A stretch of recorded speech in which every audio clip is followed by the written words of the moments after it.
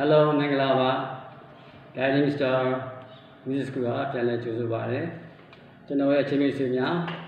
Uchan Mabi, Sechan Tajab,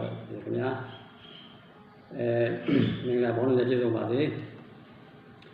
Jano Leku, Yidashitabi, Abijara, who do not know when you want to have a Shibale, and what to know who, Sebido, the Genoa Music Theory. Account chapter 59 ရောက်ပြီပေါ့နော်59ရောက်ပါပြီအဲ့တော့ကျွန်တော်ခုဆက်ပြောမှာကတော့ဒီအများဆုံး scale ပေါ့နော် common use ပေါ့အများဆုံး scale တွေကိုကျွန်တော်ပြောခဲ့ပြီးပါပြီဥပမာဆိုရင် diatonic တို့ pentatonic တို့ chromatic natural minor harmonic minor scale နောက်တစ်ခါပါလဲ melodic minor scale နောက်တစ်ခါ minor pentatonic နဲ့နောက်ဆုံးကျွန်တော်အခုblue scale တွေကိုကျွန်တော်တင်ပြပေးပါပြီကျန်တဲ့ scale တွေရှိကြပါဗျာဥပမာ whole tone scale တို့နောက်တစ်ခါပါလဲဆိုလို့ရှိရင်diminished scale တို့ augmented scale တို့ရှိကြပေါ့ဒါတွေကတော့ခဏထားပါအောင်ကျွန်တော်သူတဲ့အရေးကြီးတဲ့ဒီနောက်ထပ် scale တစ်မျိုးပေါ့နော်အဲ့ဒါလေးကိုပြောချင်လို့ပါအဲ့ဒါကတော့ဘာလဲဆိုတော့ကျွန်တော်တို့ mode တွေပါ mode ဆိုတာဘာလဲဆိုတော့ကျွန်တော်တို့ diatonic ကပြဖတ်ထုတ်သွားတဲ့ဒီ mode တွေအကြောင်းပေါ့သူကအရေးကြီးပါတယ်ခင်ဗျာနော်အဲ့ mode ကိုကျွန်တော်လည်းလေ့လာနေတာကြာပြီဗျာတော်တော်ကြာမှတော့ပေါ့ပေါ့နော်အဲ့ဒီ mode ဆိုတာအင်းလေးလိုစကားဆိုရင်တကယ်တမ်းကတော့ဒီ mode ဆိုတာဒီကျွန်တော်တို့ Greek ကလာပါတယ် scale တစ်မျိုးပေါ့ဗျာဒါရှေးရိုးသူတို့ Greek တွေရှေးရိုးသုံးတဲ့ mode တွေပေါ့သူတို့မှလည်းအဲ့ mode တွေခွဲထုတ်တာရှိတယ်ဗျာအဲ့တော့ဒီမှာထူးဆန်းတာကကျွန်တော်တို့ဒီကျွန်တော်ခုပြောမဲ့ Kidit mode ကအဲ့ဒီ Greek mode ကိုပုံစံတူပူချ pattern တူတော့ပေါ့နော်ဒါပေမဲ့ note တွေကမတူဘူးဗျာဘာကြောင့်လဲဆိုတော့ Greek တွေကသူတို့ရဲ့ main scale ဖြစ်တဲ့ Dorian mode ကိုအခြေခံပြီးတော့ကျန်တဲ့ mode တွေကိုခွဲထုတ်တာ Dorian mode ကနေတခြား mode တွေခွဲထုတ်တာပေါ့နော်အဲ့ဒါဟိုဟာတွေက Greek တွေအဲ့ဒီခွဲထုတ်တဲ့ design အတိုင်းကျွန်တော်တို့ကအခုဒီ keyboard mode က diatonic ကိုခွဲထုတ်သွားတာ Greek က mode ထုတ်တဲ့နည်းစနစ်တိုင်း diatonic နဲ့ထုတ်တော့ပုံစံတွေကတူနေအထွက်လာတဲ့ note တွေကမတူတော့ဘူးပေါ့ဗျာဒါပေမဲ့ခက်တာကျွန်တော်တို့ keyboard ရရှိတဲ့ mode တွေကိုအဲ့ဒီ Greek mode တွေနဲ့ပြန်နာမည်ပြန်တက်ပြန်အောင်အဲ့မှာတော်တော်ရွာလဲတာဟိုခေတ်စကားနဲ့ပြောရင်ရွာလဲပြီးတိုင်ပတ်တယ်ပေါ့နော်ကျွန်တော်အဲ့ mode တွေသိတယ်ကျွန်တော် heavy metal ဖတ်တဲ့ခါကျတော့ mode တွေကြောင်းကျွန်တော်သိချင်တာနဲ့ကျွန်တော်စာကြည့်တိုင်းတွားစာအုပ်တွေကဖတ်သိတယ်ဘယ်လိုထုတ်ဖော်မလဲဒါဘယ်လိုခေါ်လဲဟုတ်ပြီအဲ့ဒါဘယ်လိုသုံးတယ်လဲကျွန်တော်စဉ်းစားနားမလဲကျွန်တော်လည်းကျွန်တော် mode တွေရှိပြီကျွန်တော်နားမလဲဘူးတော့တော်တော်ရည်ရတယ်တချို့ကလည်းလည်းဆရာရဲ့အဲ့ mode တွေဘယ်လိုသုံးတာလဲဘာအကျိုးကျေးဇူးရလဲဆိုကျွန်တော်တို့ခါရောက်နေဦးကွာဆရာလည်းလေ့လာနေလို့ပဲသူတို့တော့မှထားတာဒီတော့ကိုလည်းစဉ်းစားတာပေါ့ဒီ mode ဒီခုနကငါမှရတယ်ဘယ်ရထုတ်ဘယ်လိုပါဒါဒိုရီယာလားပရိရှန်ပါညာပြောကြတယ်ဒါဆိုရင်ဗမာတုံးမှာလေဒါသူ့ရဲ့ဟိုပေါ့ application ဘယ်လိုလုပ်မှာပေါ့နော် apply ဘယ်လိုလုပ်လဲ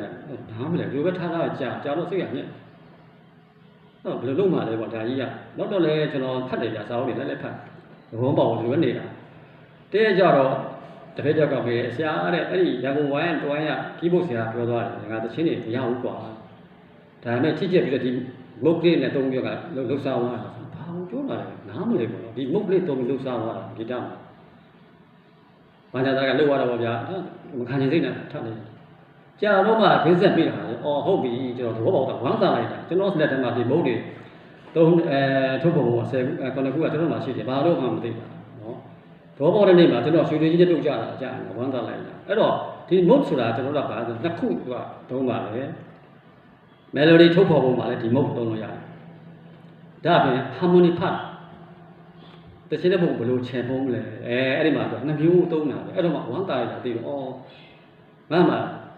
ဇဝေဇဝါနေခဲ့တာ10နှစ်ကျော်ခုမှသိတယ်ဟောပေါက်သွားတာအဲ့ဒါတော့ဂီတလည်းရှုပ်ပါတယ်ဗျာပြောရဆိုတော့လိုက်လို့လည်းမကုန်နိုင်ပါဘူးကျွန်တော်ဒီသက်ဒီ16နှစ်သားဘွားလေးကဂီတကိုလေးလာအခုတည်းကအကုန်လည်းမကုန်ဘူးထားပါတော့လေmode ဆိုတာကနှစ်မျိုးသုံးပါတယ်เนาะကျွန်တော်ရှင်းပြပါမယ်နံပါတ်1က melody စောစောက diatonic လို့ harmonic လို့ melody တိဆောက်တယ်ဒီ mode ကိုသုံးပြီးတော့အဲ့လိုလည်းရတယ်နောက်တစ်နေ့ harmony part ဆိုတော့နောက်တော့အဲ့ဒါရှင်းပြပါမယ်တခြင်းတဲ့ပုဂ္ဂိုလ်တေးဆရာရေးလိုက်တယ်ဗျာဒီ melody ရပြီစာသားထည့်ပြီး complete ရလို့ရှိရင်ဒီပါလို့ပဲနောက်တစ်ဆရာစာသားရပြီး melody ရရှိရင်သူကဘားတွေခွဲပြီးတော့ပါလေ chord ထည့်ပြီးအဲ့ဒါသူလို့တေးဆရာဒီ melody ရှာပြီးပြီးlanguageစာသားထည့်ပြီးနောက်ပါဝင်တဲ့ chord တွေစပ်ပြီးဒါသူ့အတွက်က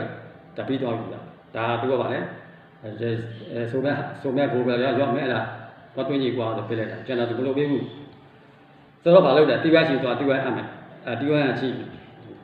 သူရဲ့တခြင်းဟောဒီကြီးမယ်ပြီးလို့ရှိရင်သူကချဲမိုးအောင်တော့မယ်အဲ့မှာဒီပိုင်းသမားရဲ့ဒီကဏ္ဍလာ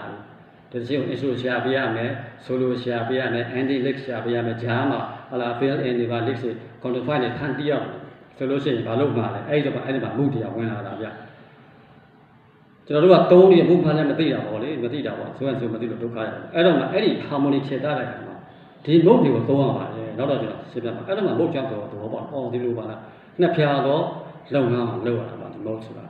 နော်ဒိုရီယန် mode ရတယ်ဒိုရီယန် mode နဲ့သင်စားတယ်ဒိုရီယန်ချင်းရတယ်ပြီးတော့မှအဲ့ဒါဘာပေါ်နဲ့ကော့တေးစီပြီးဘယ်လိုခြေသားမလဲဆိုတော့နောက် mode တွေနဲ့သူကရှိရတယ်ပေါ့ဗျာအဲ့တော့ကောင်းပါပြီကျွန်တော်အခုဒီခါလေးမှာဒီကြောင့် message ပြောလိုက်တာပေါ့နော်ပြီးတော့ခါစားပြဒီ mode တစ်ခုချင်းဘယ်လိုတည်ဆောက်မလဲပြီးဘာမှဒီပဲချင်းတွေရှိတယ်လဲပြီး